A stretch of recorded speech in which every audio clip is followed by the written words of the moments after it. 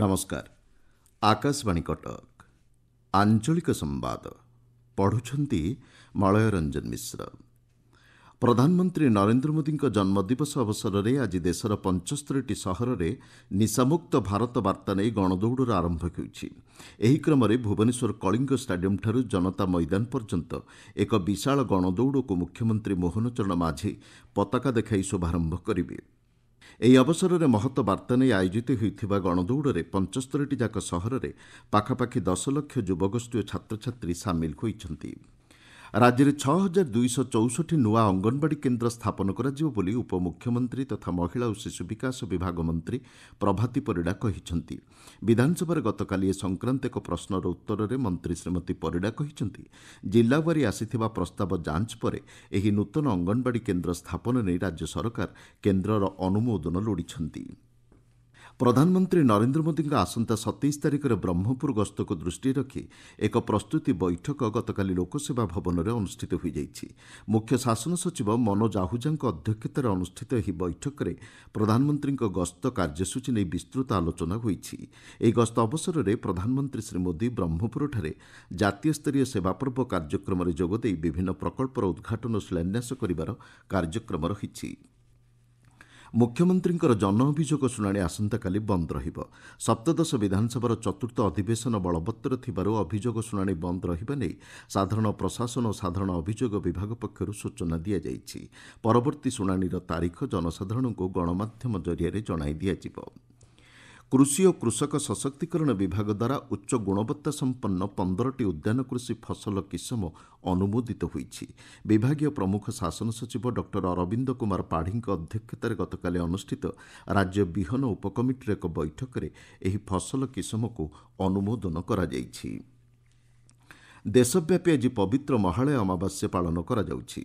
आश्विन मास कृष्णपक्ष प्रतिपदा तिथिठारू अमावास्या पर्यंत 15 दिन को पितृपक्ष भाव पालन करा जायथाय।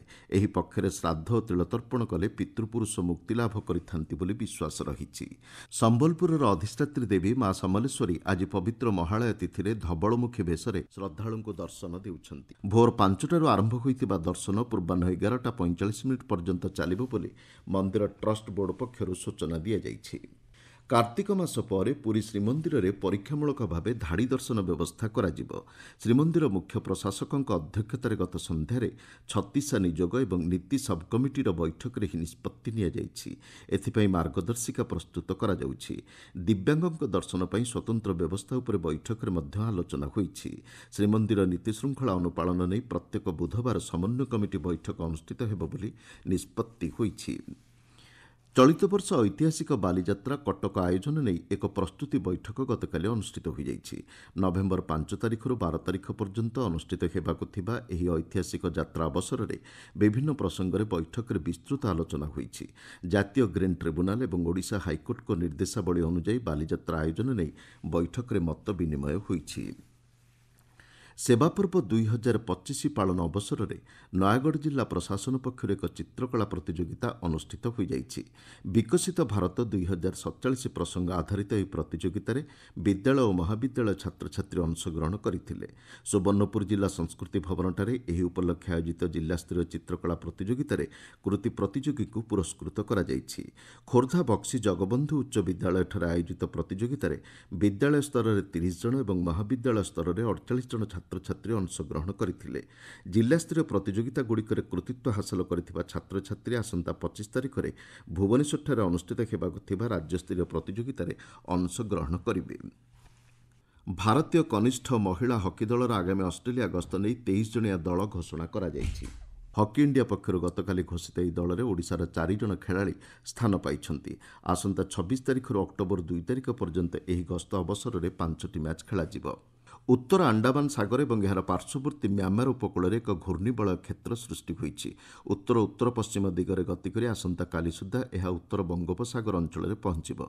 ए संपर्क में अधिक सूचना दे भुवनेश्वर स्थित आंचलिक पाणीपाग केन्द्रर निर्देशक डॉक्टर मनोरमा महांती कहती, गोटे फ्रेश लघुचाप सृष्टि होबार संभावना रही 25 तारीख पाखापाखि म्यांमार बांग्लादेश उपकूल थिबा पूर्व केंद्रीय एवं संलग्न उत्तर पूर्व बंगोपसागर रे आगामी 24 घंटा जदि देखिबा राज्यर जिलागुड़िक आलकर मध्यम वर्षा होबार संभावना रही वर्षा सहित बिजुली घड़घड़ी झटका पवन गोटे कि दुईटा स्थान में पवन गति रही 30 ରୁ 40 किलोमीटर पर आवर रहिबार संभावना अच्छी।